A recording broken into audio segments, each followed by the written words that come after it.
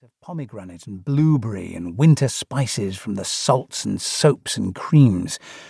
Let the steaming heat lift the cares and worries from her muscle and bone.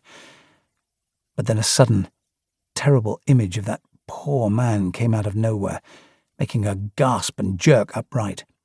Water surged over the side of the bath to slap angrily on the checkered tiles, and just like that, her composure was shattered. Tension knotted her shoulders. The woman reached for the plump towel of Egyptian cotton warming on the heated handrail, avoiding her nakedness in the mirror, the pendulous breasts and heavy thighs, the sagging stomach, the thick threads of scar tissue snaking down her shoulders and back, and wrapping it around her, opening the cabinet to choose from all the lotions. The face cream she selected was cool against her flushed cheeks.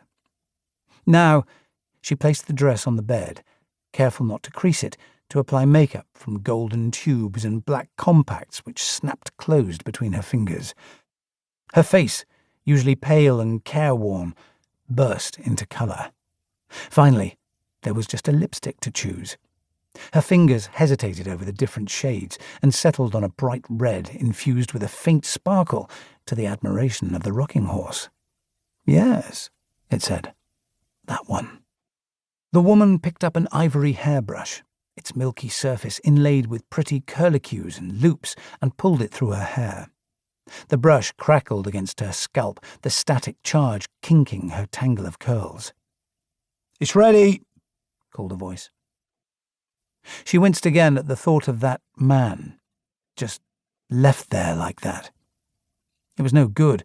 The whole night would be ruined if she didn't do something about it, so she went to her cargo shorts balled on the floor and took out a phone with a screen as big as her hand. The woman hesitated. What she was about to do was a dangerous thing. But when she pressed the power button and the keypad appeared, she had no idea of the passcode. "Come on down!" The voice flustered her, and she pressed random numbers on the screen. The phone buzzed tersely. She tried again, but it was pointless. The woman turned it off, replaced it in the pocket of the shorts. Walking past the horse on its bow rocker, she inched the curtain aside. In the early hours of the morning, the road seemed abandoned beneath the wash of streetlight, and yet inside all those big, handsome houses, she knew people were safely tucked up in bed. And the thought comforted her.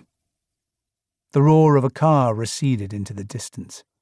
She wished the driver Godspeed and hoped they would be reunited soon with family, with the people they loved. "It'll get cold!" shouted the voice. The dress she had chosen was too tight. She'd never be able to zip it up, but there was no time to choose another, and she went downstairs. The kitchen at the rear of the house was vast. A skylight ran its entire length. This room, like all the others, was a bright, happy place in daylight, and at night was infused with a cosy glow from all the hidden lighting. Sleek appliances covered every surface.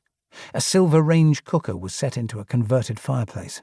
The cabinets were the type that popped open at a touch, and the Long Island unit was topped with a shining granite surface. But pots and pans had been dumped in the sink, and the tap, its neck as long and graceful as a swan's, seemed to recoil from the mess. Her companion was hunched over a table, forking food into his mouth, and when she sat, he squeezed her hand, gazing at her in adoration. It was late. They were both weary, both hungry. "Eat," she told him. The prongs of his fork rang against the china whenever he speared a shell of pasta on his plate. She prodded at it, but the food was burned, rubbery. Popping a piece into her mouth, the woman tried to enjoy the ambience of the lovely kitchen and ignore the ugly chewing sounds of her companion. She considered once again the twisted path that had brought her to this man, to this place. And then a noise made them both look up sharply. The door opening at the front of the house.